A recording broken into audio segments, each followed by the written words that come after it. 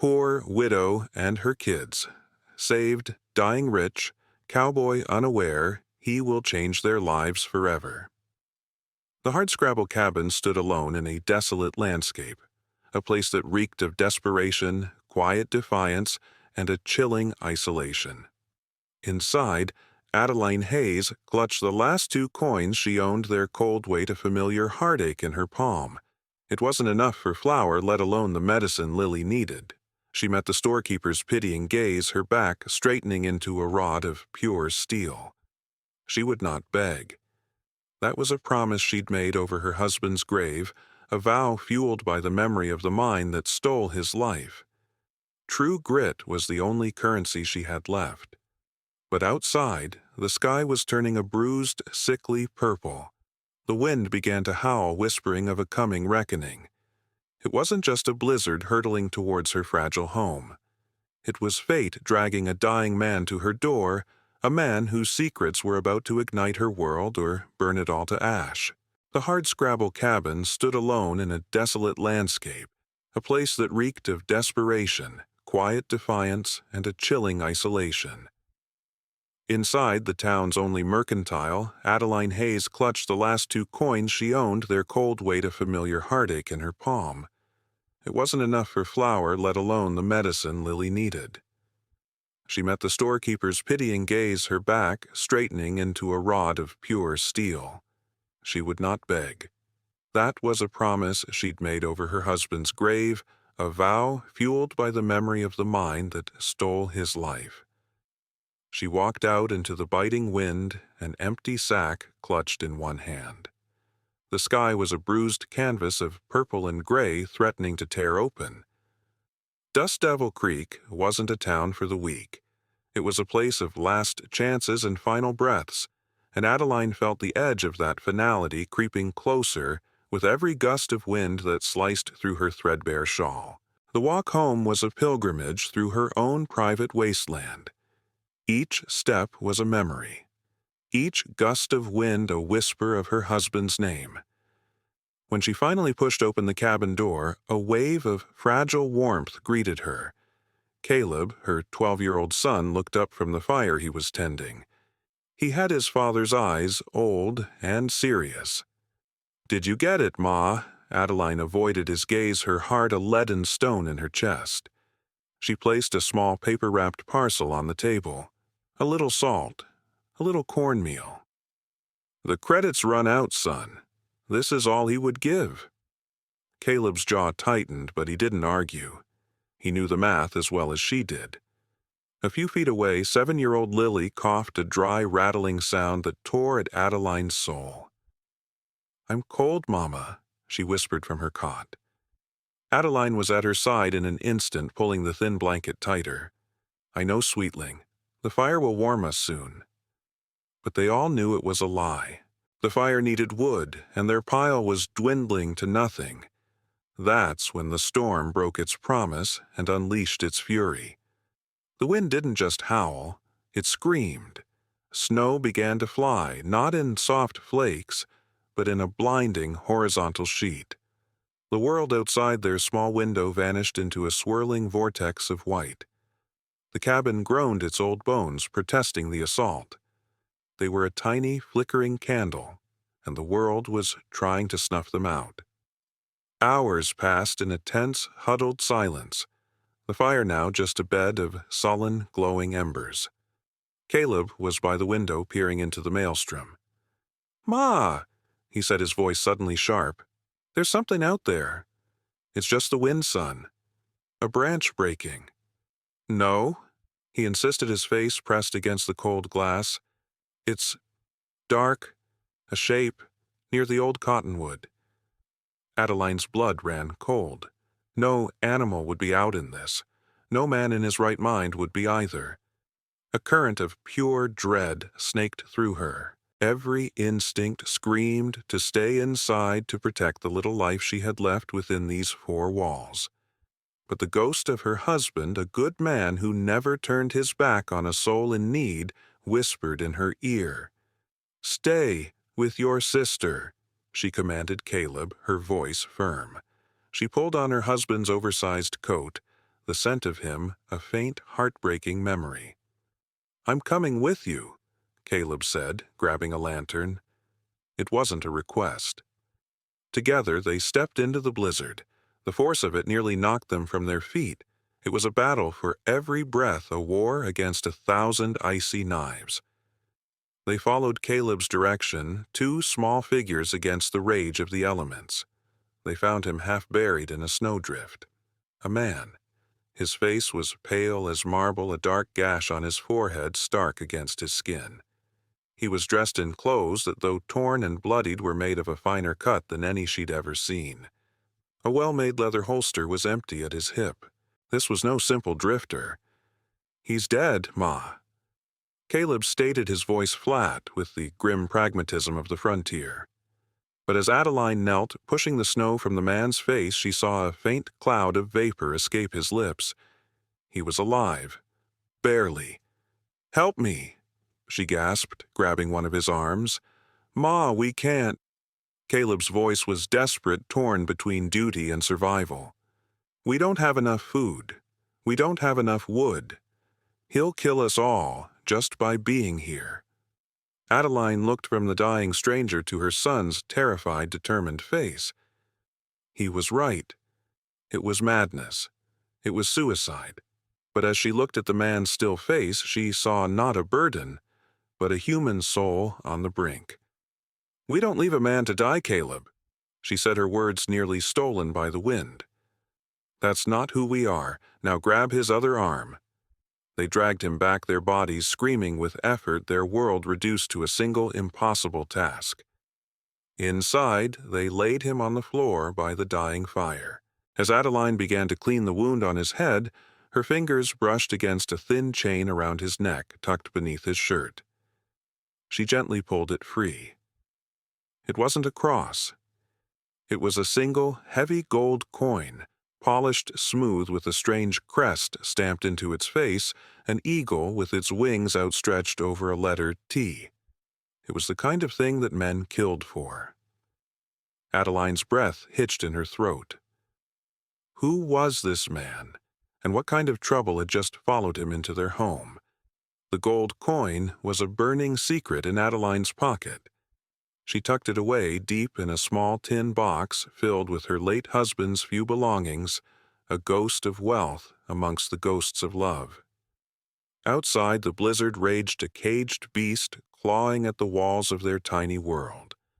Inside, there was only the sound of the wind, Lily's shallow coughs, and the stranger's ragged, uncertain breathing, a fragile thread that threatened to snap with every passing moment. All through the long dark night, Adeline was a sentinel. She used the last of their clean rags to tend his wound. She spooned precious broth between his cracked lips. He was a thief in the night, stealing their warmth, their food, their sliver of a chance at survival. A bitter resentment warred with the stubborn compassion in her heart. She studied his face in the flickering lamplight, a face that held no trace of the hardship she knew. His hands were not the calloused, broken things of a laborer. They were strong but cared for. The torn fabric of his shirt was fine wool, softer than anything she had ever touched. Who was he? A lawman, an outlaw. Both were trouble. Both brought death. The question was a restless spirit in the small, cramped room. When the first pale fingers of dawn crept through the window, the storm had passed. It left a world transformed, draped in a blanket of pristine, unforgiving white. The beauty of it was a cruel joke. The man was still breathing. Caleb approached the body on the floor, his face grim. "Is he still alive, Ma?" "He is," Adeline said, her voice heavy with exhaustion. "His horse must have thrown him. Maybe his saddlebags are out there." Caleb mused, his mind already on the practicalities of survival. Might be something in them. "There will be no looting, Caleb," Adeline said, her tone sharp. "We are not scavengers." As if hearing them, the man on the floor shifted a low groan, escaping his lips. He murmured something, a single slurred word that sounded like a name. Blackwood. It meant nothing to them, another piece of a puzzle she didn't want to solve. He awoke an hour later. His eyes, a startlingly clear blue, blinked open, filled with a profound and terrifying emptiness. He tried to sit up, his body immediately protesting with a sharp intake of breath. "Easy now," Adeline said, her voice more gentle than she intended. She held a cup of water to his lips. "You've been through a rough night." He drank, his eyes darting around the sparse cabin, taking in the worn wooden table, the threadbare blankets, the two wide-eyed children watching him from the corner.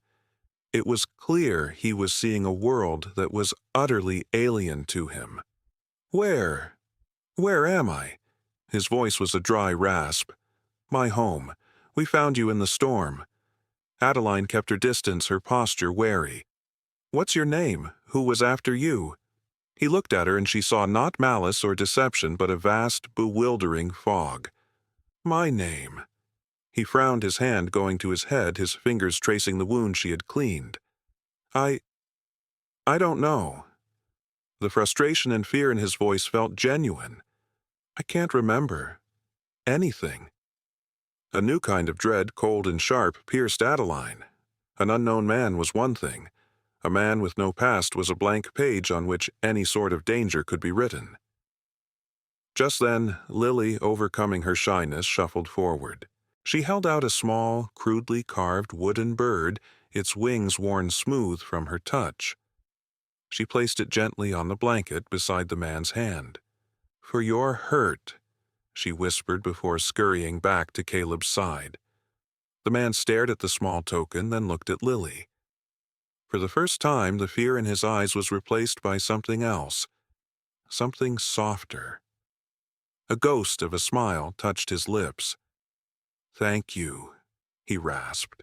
He looked back at Adeline, his vulnerability a shield she could not bring herself to pierce. I think my name might be Jack." Adeline said nothing. She simply nodded the heavy gold coin in the tin box, feeling like a judgment. A fragile, unspoken truce was formed. He could stay until he was strong enough to leave. He was their prisoner, their patient, their terrifying unknown guest. Later that afternoon, as the sun cast long blue shadows across the snow, Caleb burst through the door. He was breathless, his face pale with more than just the cold. He had been out checking the few snares he had set before the storm. "Ma!" He panted, his eyes wide. "The tracks." "Did you catch a rabbit?" Adeline asked, her heart leaping with a flicker of hope. "No," Caleb said, shaking his head, his gaze darting nervously towards the sleeping stranger. "Not rabbit tracks. Hoof prints. Down by the frozen creek. 4 riders. Their trail is fresh. They're circling back." Caleb's words hung in the air, sharp and cold as icicles. 4 riders. Circling back. The fragile peace of the morning shattered.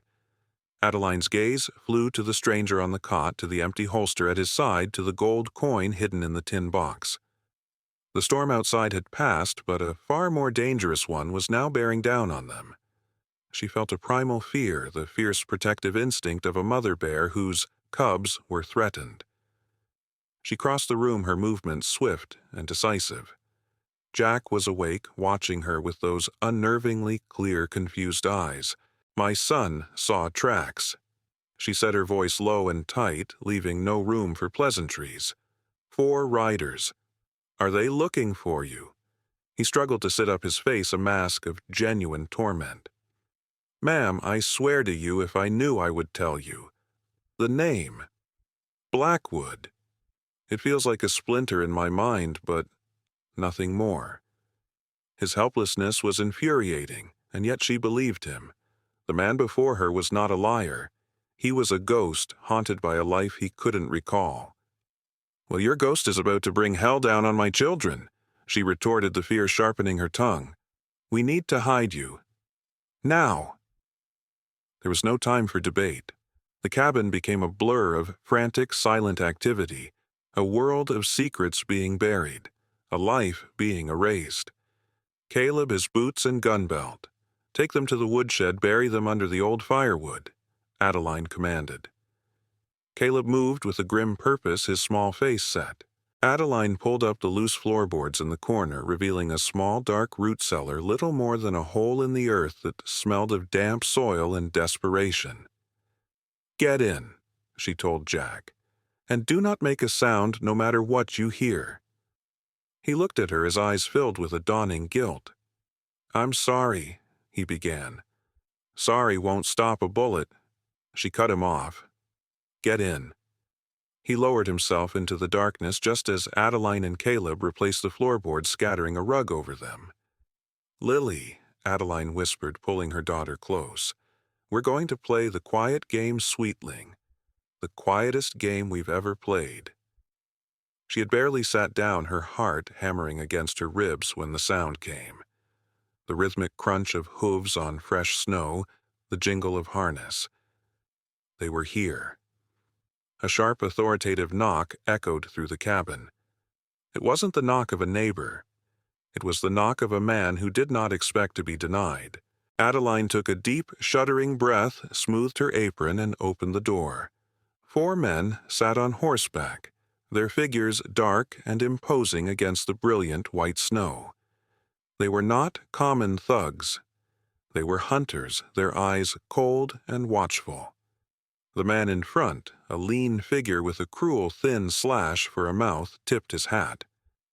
"Ma'am," he said, his voice deceptively smooth, "apologies for the intrusion. We're tracking a man, a thief. Tall, dark hair, might have been injured." His eyes scanned the inside of the cabin, missing nothing. "Haven't seen anyone but the storm for 3 days, mister," Adeline replied, her voice steady. She leaned against the doorframe, trying to appear weary but unafraid. The man's gaze lingered for a moment on the floor. Adeline's heart stopped. Had Caleb left a patch of melted snow? His eyes then flickered to the table where 2 cups sat, one of them Jack's. He smiled, a cold, predatory thing. "Just you and the boy, is it? And my daughter," Adeline said, her hand instinctively moving to where Lily was hiding behind her skirts. The leader stared at her for a long, agonizing moment, his gaze a physical weight. He seemed to be listening not to her words, but to the frantic beating of her heart. Finally, he gathered his reins. "A shame," he said, his voice dropping. "We had reason to believe he came this way." He paused, his eyes locking with hers. "It's a dangerous country for a woman alone. Best not to take in strays. They have a habit of bringing wolves to your door." With a final chilling look, he turned his horse and, followed by his men, rode away, their dark shapes shrinking against the vast, empty snowfield. The moment they were out of sight, Adeline sagged against the door, the strength draining from her limbs. Her knuckles were white where she gripped the wood. She had held her ground. They were safe. For now. The floorboards creaked as Jack emerged from the cellar, his face pale, his eyes burning with a new intensity. He had heard everything. That man's voice, he said, his own voice, a rough, broken whisper. The fog in his memory was stirring. The way he said, "wolves." He looked at Adeline, a sliver of terrifying memory returning to him. "I've heard that voice before. It was the last thing I heard, just before the rocks fell." The riders were gone, but their shadows lingered long and cold. Jack's words, "the last thing I heard," hung in the heavy silence of the cabin, confirming a truth Adeline already felt in her bones. The danger had not passed. It had merely taken their measure. The wolves were real, and they now knew the scent of her home. The days that followed were a strange truce with fate, a fragile peace held in the palm of a ticking clock. The stranger Jack began to heal. With his returning strength came a profound shift in the cabin's currents. He was no longer just a body on the floor, a drain on their resources. He was a presence. He moved with a quiet, restless energy, his mind a fog, but his body remembering its purpose. He insisted on helping. He chopped wood, his first swings awkward, but soon the axe fell with a deep, familiar rhythm that spoke of a life far removed from this hardscrabble existence. He reinforced the cabin door, his hands working with an engineer's precision. He was a man of contradictions, his memory wiped clean, but his very muscles holding the ghosts of his past. "You're a strange man for a thief," Adeline observed one afternoon watching him teach Caleb how to fletch an arrow. Jack looked up, his blue eyes holding a flicker of his old, lost self. "Perhaps I was stealing the wrong things." His gaze met hers, and an unspoken understanding passed between them. He was not just repaying a debt of shelter, he was trying to mend a tear in the world that he had caused. The nights were the hardest. The darkness seemed to press in full of whispers and what-ifs. One evening, Lily's cough grew worse, a harsh barking sound that echoed Adeline's own spiraling fear. She was pacing the floor, her mind a frantic mess of failed remedies and dwindling time, when Jack spoke from the shadows. "Let me," he said, his voice quiet. He knelt by Lily's cot, and in the dim firelight Adeline watched as he began to tell a story. It was a strange tale of a golden eagle and a silver river, a half-remembered fable from a life he couldn't grasp. His voice was a low, soothing rumble, a current of calm in their sea of anxiety. Lily's coughing subsided, her breathing easing as she drifted into a peaceful sleep under the spell of his words.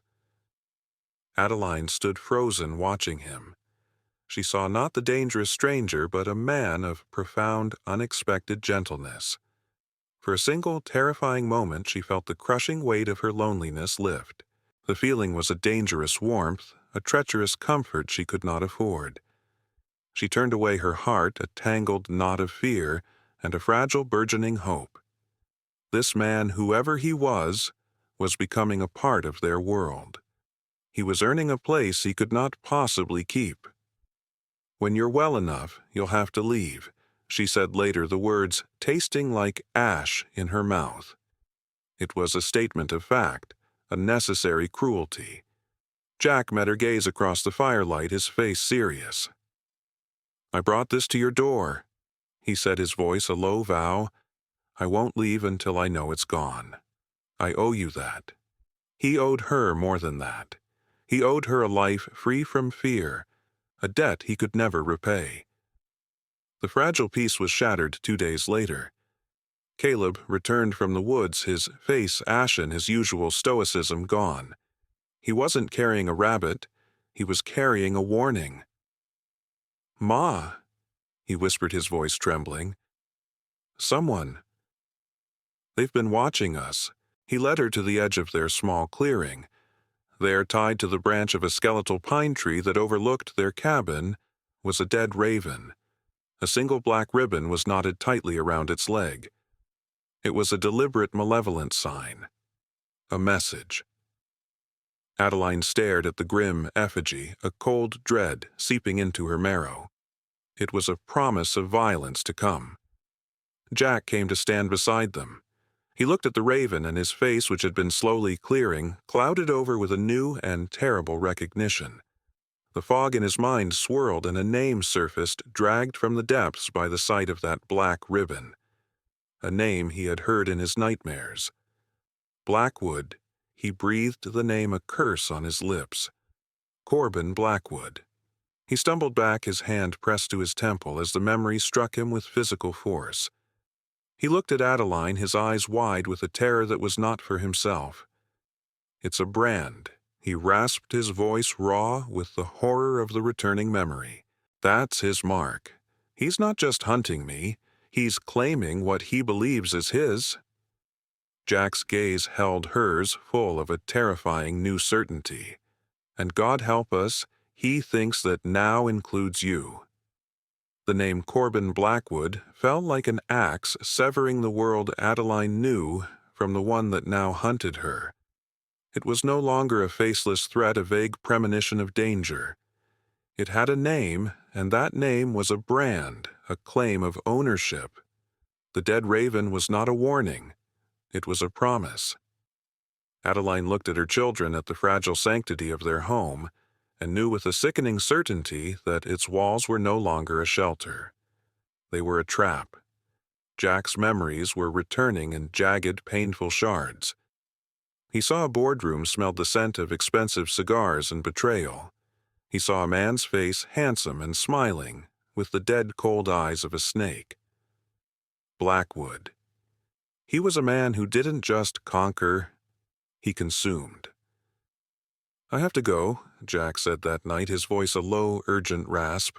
He was on his feet, pacing the small cabin like a caged animal. "I'll lead them away. Draw them north into the mountains. He wants me, not you." Adeline looked at him, at the lingering weakness in his stance, the fever still haunting the edges of his eyes.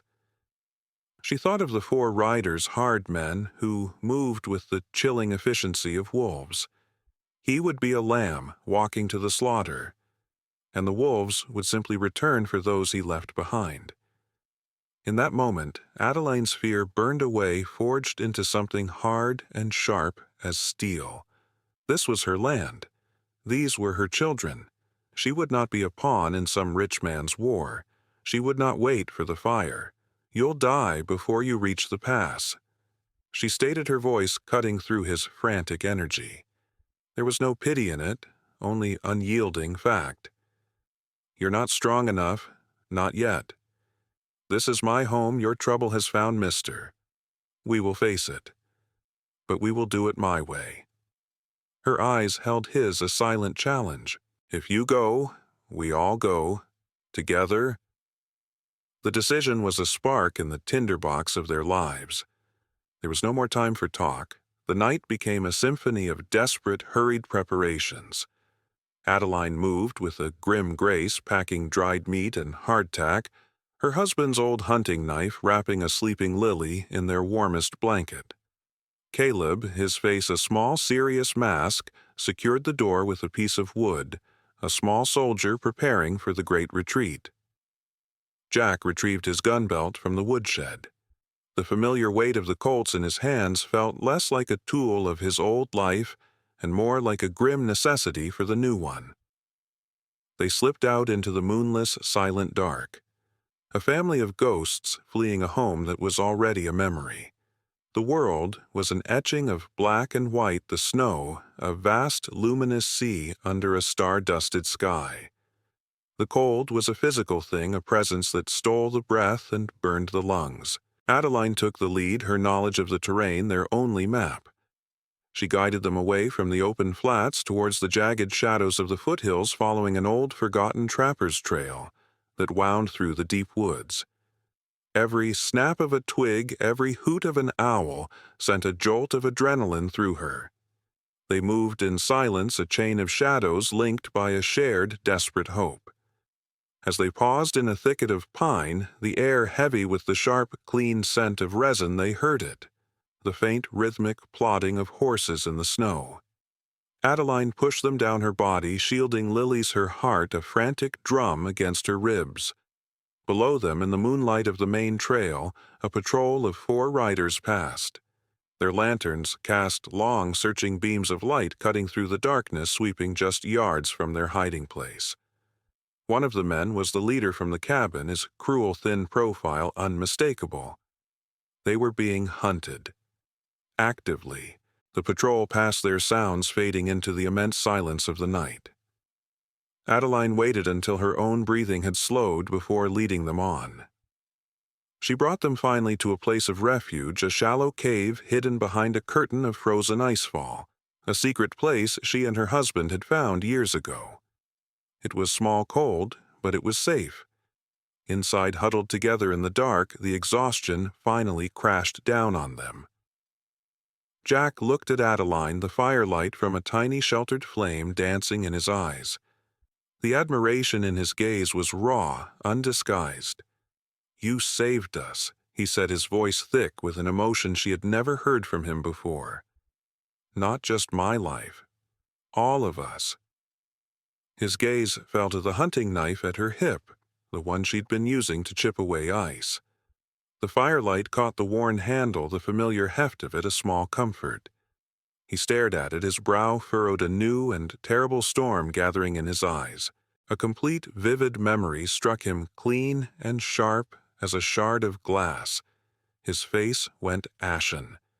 He looked from the knife to Adeline, a look of pure, soul-shattering horror on his face. "That knife," he choked out his voice a strangled whisper. "The notch on the hilt. I know that knife. I gave it to one of my best men, a geologist named Thomas Vance." He finally looked her in the eye, his own filled with the agony of a devastating truth. "Your husband. He worked for me. Blackwood. He wanted the silver survey your husband conducted. He set the cave in at the mine. He murdered him. He murdered your husband to get his hands on that map." The truth landed in the silent cave with the force of an avalanche.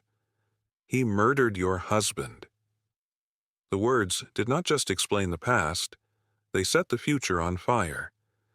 Adeline's grief, a long, dull ache she had carried for years, was transformed in an instant into a cold, diamond-hard rage. Thomas hadn't been lost to the cruelty of the earth. He had been sacrificed on the altar of Corbin Blackwood's greed. The fight for survival was over. The war for justice had just begun. Jack watched her, his own guilt and fury a mirror of her pain. His quest for revenge was no longer a solitary one. It was a shared burden, a unified purpose. "He didn't just take my fortune," Jack said, his voice low and raw. "He took your future. We are going to take it all back." Adeline's mind, sharpened by her newfound resolve, raced back in time. Just before he left for the mine that last day, she whispered, her eyes distant. "Thomas told me he'd found something. A new seam of silver richer than anyone knew. He said the survey map was his proof, our ticket out of this life." She looked at Jack, her gaze piercing. He kept it hidden, in the loose stone of the hearth. He said it was the warmest place in the house. The map. The proof Blackwood had killed for. It was still there in the heart of the trap. To run was to let a murderer win. To go back was a suicide mission. There was no choice at all. He'll have men watching the cabin. Jack stated his mind, already working the fog of amnesia, burned away by the clarity of his purpose.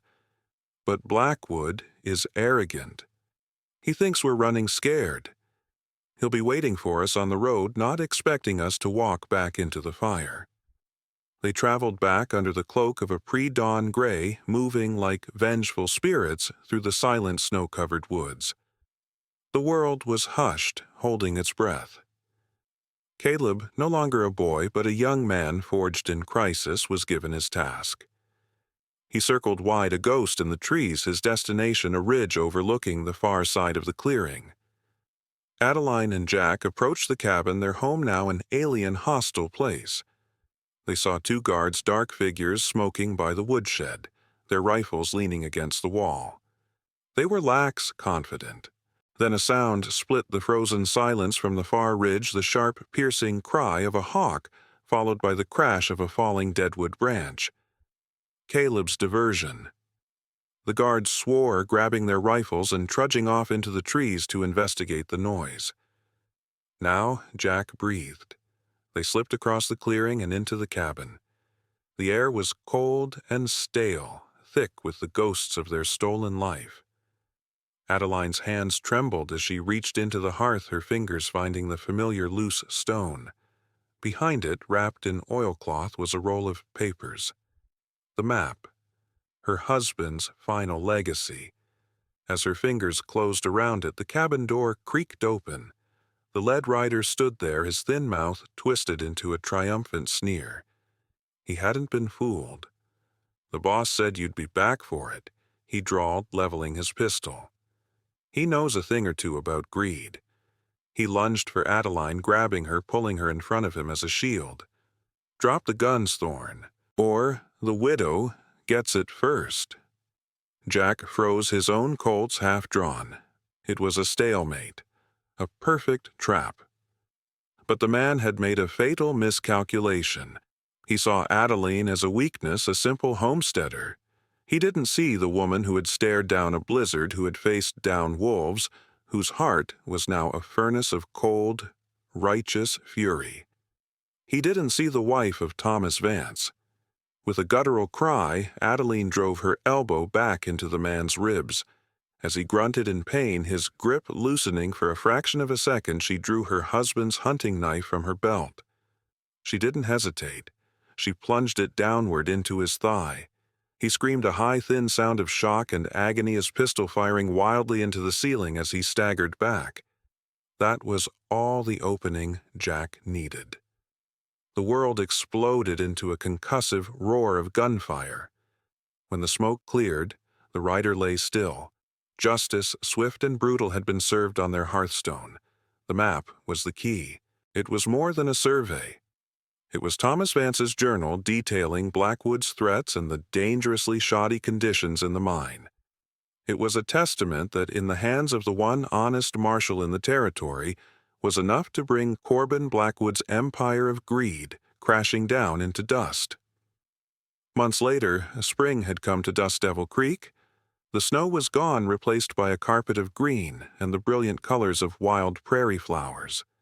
The air was warm, filled with the scent of new life. On a hill overlooking a newly built, sturdy farmhouse, a family of 4 stood watching the sunset.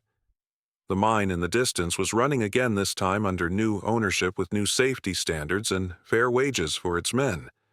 The town was quieter, but it was a good quiet. A peaceful quiet.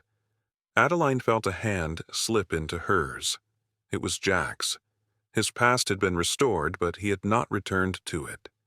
He had chosen a new one. Caleb and Lily played in the tall grass, their laughter echoing in the evening air, the sound of a future that had been stolen and then won back. They had all been saved in that blizzard. Adeline had saved a dying stranger, but Jack in the end had saved them all, bringing them back from the brink of a life defined by loss and into the warmth of a new dawn.